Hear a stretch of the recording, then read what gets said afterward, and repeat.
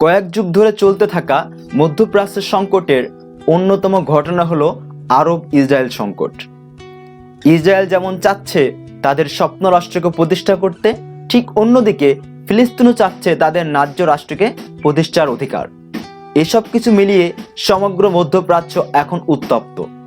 গেল কিছুদিন আগে এই উত্তেজনা নতুন মাত্রা লাভ করেছে।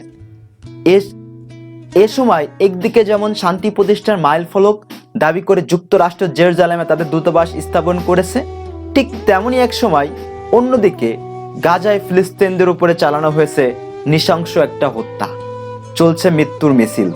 তবে কেন ওই হাজার হাজার ফিলিস্তিনি নিশ্চিত মৃত্যু জেনেও আন্দোলনে গিয়ে মৃত্যুকে সাদরে গ্রহণ করে নিচ্ছে? আর কেনই বা ইসরায়েলরা তাদের উপর আক্রমণ করছে? ইসরায়েলদের কি আসলেই এই অঞ্চলে থাকার অধিকার আছে?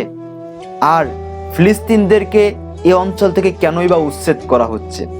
আজকে আমরা এই সম্পর্কে বিস্তারিত আলোচনা করব। তাহলে চলুন শুরু করা যাক। আসলে 1882 সালে রাশিয়ার ইহুদিদের দ্বারা জায়ন আন্দোলন শুরু হয়।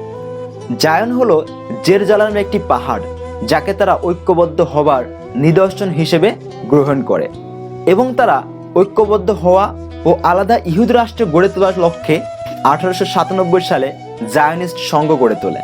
তারপর থেকে তারা ধীরে ধীরে প্যালেস্টাইন অঞ্চলে অল্প পরিমাণে আগমন করতে থাকে। এরই ধারাবাহিকতায় 1917 সালে ব্রিটিশ মন্ত্রিসভায় আর্থার ব্যালফোর কর্তৃক প্রকাশিত ব্যালফোর ঘোষণা, যার প্রধান বক্তব্য হলো প্যালেস্টাইন অঞ্চলে ইহুদিদের জন্য আলাদা রাষ্ট্র গড়ে তোলা। 1933 সালে হিটলার কর্তৃক ইহুদি নিধন শুরু হলে এই অঙ্ক বিশাল হয়ে দাঁড়ায়। প্রথম বিশ্বযুদ্ধের পর মধ্যপ্রাচ্যের নিয়ন্ত্রণ ক্ষমতা অটোমানদের হাতে থেকে ব্রিটিশদের হাতে চলে যায়। ফলে প্যালেস্টাইন অঞ্চলে ইহুদিদের আগমন বৃদ্ধি পায়। তার উপর 1933 সালে হিটলার কর্তৃক ইহুদি নিধন শুরু হলে এই অঙ্ক যখন বিশাল আকার ধারণ করে, তখন দ্বিতীয় বিশ্বযুদ্ধ ও তার পরবর্তী সময়ে এই অঙ্কটা পুনরায় আবার বৃদ্ধি পেতে শুরু করে। এখানে পৃথিবীর বিভিন্ন দেশ থেকে ইহুদিরা এসে আস্তে আস্তে নিজেদের বসতি এই অঞ্চল করতে শুরু করে। এক পর্যায়ে দেখা যায় যে এই ইহুদিরা একটি সন্ত্রাসী সংগঠন গড়ে তোলে, যার নাম হলো ইয়ারগুন কিং। এই ইয়ারগুন কিং কর্তৃক 1946 সালে জেরুজালেমের কিং ডেভিড হোটেলে একটি সন্ত্রাসী হামলা পরিচালনা করা হয়। তাছাড়াও এই কিং ডেভিড হোটেল বাদেও তারা কতগুলো সন্ত্রাসী কার্যক্রম পরিচালনা করে, যার প্রত্যেকটাই ছিল মুসলমানদের বিরুদ্ধে। তার উদ্দেশ্য মূলত একটাই ছিল যে মুসলমানদেরকে উচ্ছেদ করা, মুসলমানদেরকে এই জেরুজালেমের যে অঞ্চলটা আছে এইখান থেকে উচ্ছেদ করে নিজেদের বসতি শক্তিশালী করা। অর্থাৎ এক পর্যায়ে দেখা যায় যে আমরা যদি দেখি যে 1947 সালে জেরুজালেম সহ এই প্যালেস্টাইন অঞ্চলকে 3টা ভাগে ভাগ করা হয়। ভাগটা করেছিল মূলত জাতিসংঘ। এই 3টা ভাগের পশ্চিম অংশে ইসরায়েল, পূর্ব অংশে প্যালেস্টাইন এবং জেরুজালেমকে আন্তর্জাতিক তত্ত্বাবধানে রাখা হয়। যেখানে মোট ভূমিকে আমরা যদি 100% কল্পনা করি, মোট ভূমির 57%কে ইসরায়েলকে এবং বাকি 43%কে দেওয়া হয় প্যালেস্টাইনকে। ইসরায়েলকে উত্তর পশ্চিম সীমানা নির্দিষ্ট না করে দেওয়ার সুযোগকে কাজে লাগিয়ে এই ইসরায়েলরাই পরবর্তীতে 77% ভূমি দখল করে। এটা ছিল চরম একটা ধরনের বৈষম্য, কারণ মোট জনসংখ্যার 10% নিচে থেকেও তারা পেয়েছিল 57% ভূমি। আর যেখানে মুসলিম সংখ্যাগরিষ্ঠ থাকা সত্ত্বেও এই মুসলমানরা পেয়েছিল মাত্র 43% ভূমি, যেটা যাদের সঙ্গে এক ধরনের বিশাল একটা বৈষম্য সৃষ্টি করে দেয়। পরবর্তীতে 1948 সালের 15 মে জাতিসংঘ ইসরায়েলকে স্বাধীনতা দিয়ে স্বাধীন হিসেবে ঘোষণা করে। আর এই ঘোষণায় পরপরই ইসরায়েলকে স্বাধীন রাষ্ট্র হিসেবে স্বীকৃতি দেয় তৎকালীন মার্কিন যুক্তরাষ্ট্র এবং রাশিয়া।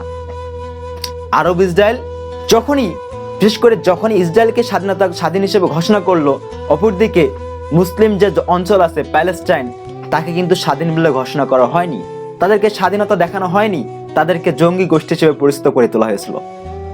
পরবর্তীতে যখনই প্যালেস্টাইনকে স্বাধীন হিসেবে ঘোষণা করা না হলো, তখনই আরব ইসরায়েলের মধ্যে একটা সংঘাত তৈরি হয়ে গেল। তৎকালীন মুসলমান অর্থাৎ মিশর, জর্ডান, সিরিয়া, লেবানন, ইরাক প্রভৃতি আরব রাষ্ট্র এই যুদ্ধে জড়িয়ে যায়, যেটাকে বলা যেতে পারে আরব ইসরায়েল সংঘাত। যারই ফলশ্রুতিতে 1956 ও 1967 সালে পরপর দুইটা আরব ইসরায়েল সংঘাত তৈরি হয়, বা আরব ইসরায়েল দুইটা বড় বড় যুদ্ধ সংঘটিত হয়ে গেছে। এরই মধ্যে 2000 সালের পরবর্তী সময়ে ইসরায়েলদের বা প্যালেস্টাইনদের রক্ষার একটা রাজনৈতিক সংগঠন যাকে বলা হয় হামাস, এই হামাসকে ইসরায়েলরা সন্ত্রাসী সংগঠন হিসেবে আখ্যা করে। এই হামাসকে শুধুমাত্র ইসরায়েল না, এই তৎকালীন বর্তমান যে বিশ্বের মিডিয়া আছে তারাও এই হামাসকে সন্ত্রাসী সংগঠন হিসেবে আখ্যা করছে, যেটা কিন্তু আসলে সন্ত্রাসী সংগঠন কিংবা কোনো জঙ্গি সংগঠন নাই। এটা মুসলমানদের অধিকার আদায়ের একটা সংগঠন। এই সংগঠনের মূল উদ্দেশ্য ছিল ইসরায়েল অঞ্চলে যে মুসলমানরা আছে তাদেরকে রক্ষা করা। আমরা যদি উদাহরণস্বরূপ বলতে পারি, 2014 সালে এই গাজা উপত্যকা থেকে ইসরায়েলদের বিরুদ্ধে তাদের অত্যাচারের জবাব দেওয়ার জন্য মিসাইল ছোড়া শুরু করে এই হামাস। এই হামাস মূলত মুসলমানদেরকে রক্ষার একটা রাজনৈতিক সংগঠন, যেটা সারা বিশ্বের মিডিয়া তাদেরকে সন্ত্রাসী সংগঠন হিসেবে আখ্যা দিয়েছে। মধ্যপ্রাচ্যের মুসলিম অধ্যুষিত অঞ্চলকে নিয়ন্ত্রিত রাখার জন্য ইসরায়েলকে খুব বেশি গুরুত্বপূর্ণ। আর এই গুরুত্বপূর্ণ বেশি মনে করে সেটা হলো বর্তমান বিশ্বের ক্ষমতাধর দেশ মার্কিন যুক্তরাষ্ট্র। আসলে কেনই বা ইসরায়েলের উপর এই ধরনের হত্যাকাণ্ড বা ইসরায়েলকে দিয়ে এই ধরনের হত্যাকাণ্ড কেন পরিচালিত হচ্ছে, মুসলমানদের উপর কেন বা অত্যাচার পরিচালিত হচ্ছে, এর মূল কারণ ছিল একটা নীল নকশা। মার্কিন যুক্তরাষ্ট্রের মূল উদ্দেশ্য ছিল যে ইসরায়েলকে তাদের হাতে রাখা। কারণ আরব ইসরায়েল যুদ্ধের পর আরব অঞ্চল যখন বিশ্বের উপর তেল নিষেধাজ্ঞা আরোপ করেছিল, তখন মার্কিন যুক্তরাষ্ট্র সব থেকে বড় হুমকির মুখে কিন্তু পড়েছিল। যার কারণে আমরা ইসরায়েলকে তারা একটা হাতে রাখতে চাচ্ছে, কারণ যাতে কোনোভাবে যদি আরবদের সাথে মার্কিন যুক্তরাষ্ট্রের সংঘর্ষ লেগে যায় তাহলে ইসরায়েলকে যাতে তারা ব্যবহার করতে পারে। যার কারণে ইসরায়েলের ঘোর মিত্র বলে আমরা বলতে পারি মার্কিন যুক্তরাজ্য সহ বিশ্বের অন্যতম গুরুত্বপূর্ণ দেশগুলো।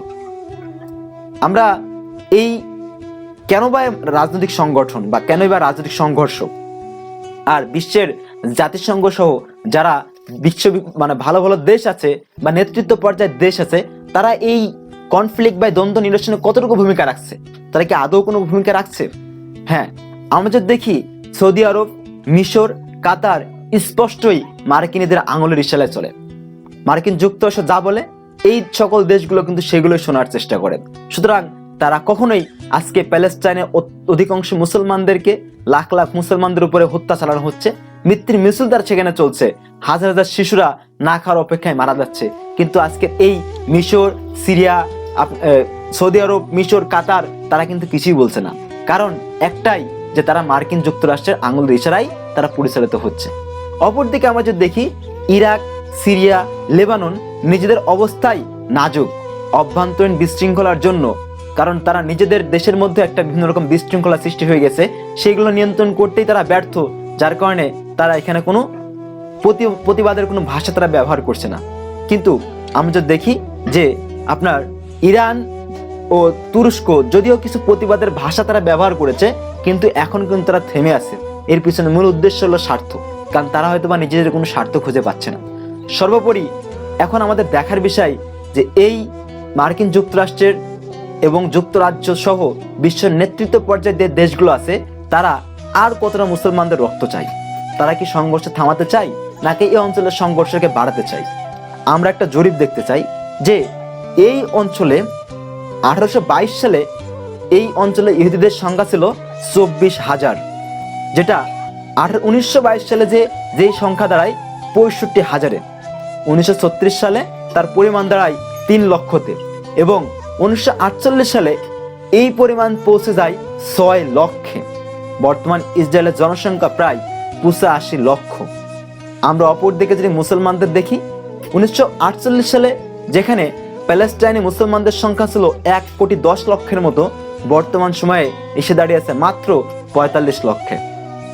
জাতির সংঘ কর্তৃক 1947 সালে যে বিভাজন করা হয়েছিল, সেখানে প্যালেস্টাইনকে দেওয়া হয়েছিল 43% ভূমি, কিন্তু এখন বর্তমানে এই প্যালেস্টাইনের ভূমির সংখ্যা মাত্র 33%। জানি না আর কতদিন পরে তাদের কোনো ভূমি থাকবে কিনা। যদি এখন এই অঞ্চলের সংঘাত কি আদৌ থামার সম্ভাবনা আছে, বা মুসলমানরা কি নিরাপদ হতে পারে?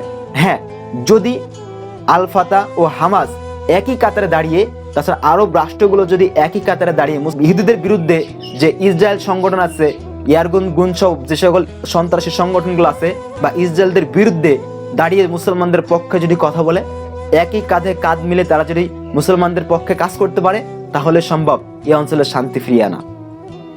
আজকে এ পর্যন্তই, নেক্সট আবার দেখা হবে। সে পর্যন্ত সকলে ভালো থাকবেন, সুস্থ থাকবেন। ওকে, বাই।